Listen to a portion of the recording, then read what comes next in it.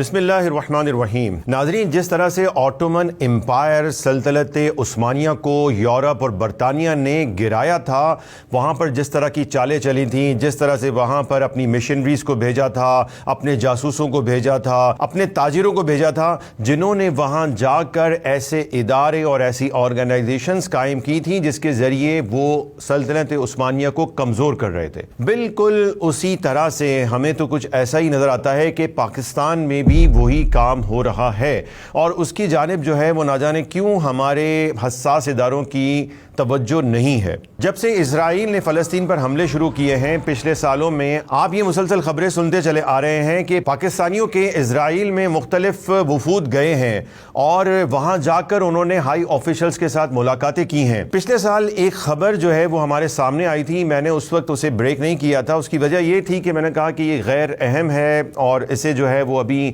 چلا کر جو ہے وہ شاید کوئی پینک کریٹ ہو سکتا ہے، لیکن ابھی یہ علینا علی کی جو پچھلے دنوں ایک خبر چلی کہ وہ ایک اور وفد لے کر دوبارہ گئی ہیں، اور یہ مسلسل یہ وفد جو ہے وہ جا رہے ہیں، تو پھر میں نے سوچا کہ چلیں ابھی ایک اور نیوز بھی جو آئی کہ امریکن جوئش کانگریس نے کہا کہ پاکستان نے اپنے بیانیے کو تبدیل کیا ہے اور ابراہیم اکارڈ کے مطابق کچھ وہ کرنے جا رہے ہیں۔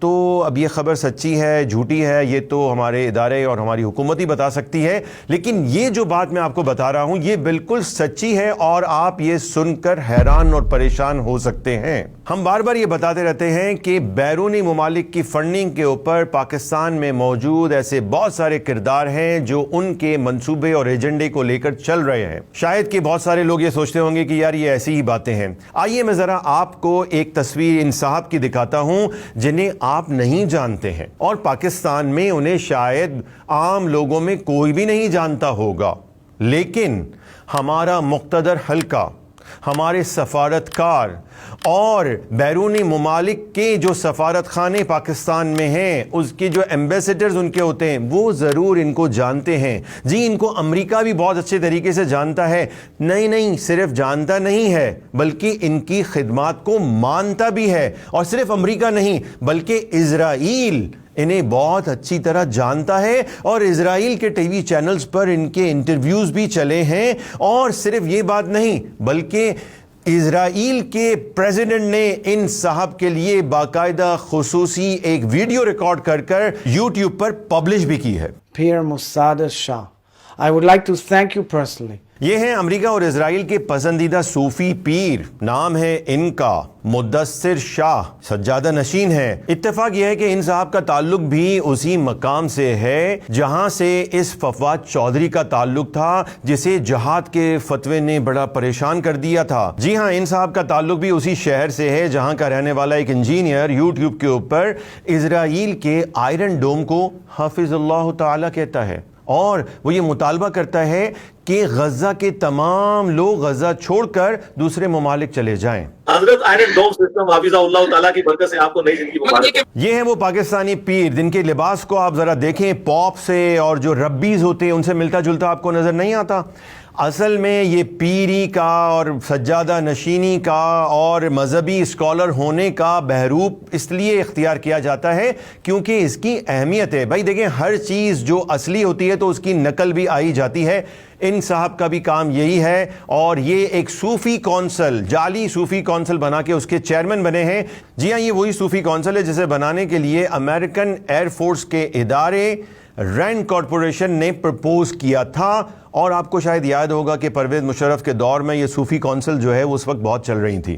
تو جناب یہ ایک صاحب کون ہیں، اور آخر کار اسرائیل کے پریزیڈنٹ نے ان کے ساتھ اتنا شفقت کا اظہار کیوں کیا ہے؟ انہوں نے ایک کتاب لکھی ہے، اور اس کتاب کی تعارفی تقریب یروشلم سینٹر فار پبلک افیئرز میں 27 مارچ 2024 کو ہوئی۔ تقریب میں 2-2.5 درجن ہائی پروفائل افراد نے شرکت کی۔ کتاب کے لکھاری سمیت کچھ مہمانوں نے ورچوئل بھی شرکت کی تھی، اور اسرائیل کے صدر اسحاق ہرزوگ کا ایک ریکارڈڈ پیغام اس تقریب میں سنایا گیا اور اسے بعد میں یوٹیوب پر نشر کیا گیا۔ واضح رہے کہ یہ اس وقت ہو رہا تھا جب کہ اسرائیل مستقل فلسطین میں غزہ پر اپنے حملے کر رہا تھا اور وہاں پر مسلمانوں کے بچوں کو شہید کر رہا تھا۔ یعنی اس جنگ میں اسرائیل کے پریزیڈنٹ کے لیے یہ جعلی صوفی پیر کتنا زیادہ امپورٹنٹ تھا کہ اس کے لیے باقاعدہ ایک تقریر ریکارڈ کر کے شائع کی گئی، پبلش کی گئی۔ اسرائیلی صدر نے اپنی تقریر میں حماس کے 7 اکتوبر کے حملے کی شدید الفاظ میں مذمت کرنے پر ان جعلی پیر صاحب سید مدثر شاہ کا شکریہ ادا کیا۔ Pir Musaddar Shah, I would like to thank you personally for your strong condemnation of Hamas's barbaric and un-Islamic attack. Thank you.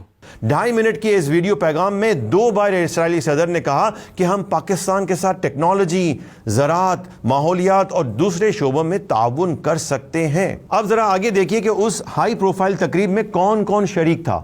Republican American صدر ڈونلڈ ٹرمپ اور بش جونیئر کے مڈل ایسٹ ایڈوائزر اس تقریب میں شریک ہوئے۔ 2-2.5 درجن افراد کی یہ مختصر تقریب میں ہائی پروفائل شرکا کا اندازہ اسی سے آپ لگا سکتے ہیں کہ مائیکل ڈرون نے زوم کے ذریعے اس میں شرکت کی۔ Pir Syed Mudassir Shah highlights the impact that Jewish communities have had on Pakistani culture, how they harmoniously merged with a tolerant Muslim population. یہ صدر بش کے دور میں امریکن وزارت دفاع میں پبلک ڈپلومیسی کے لیے ڈپٹی اسسٹنٹ سیکرٹری رہے ہیں۔ یہ centre for peace and security Middle East کے ڈائریکٹر بھی رہ چکے ہیں۔ جیسن ڈی گرین یہ ٹرمپ کے چیف لیگل آفیسر بھی رہے ہیں۔ ٹرمپ کے دور صدارت میں یہ اسرائیل کے لیے صدر ٹرمپ کے مشیر بھی تھے۔ اور سنیے ذرا، انڈین سفارت خانے کے ایک نمائندے نے بھی اس تقریب میں شرکت کی۔ I'm very thankful, and especially to the Jerusalem Center for Public Advocacy, its all team members, family members,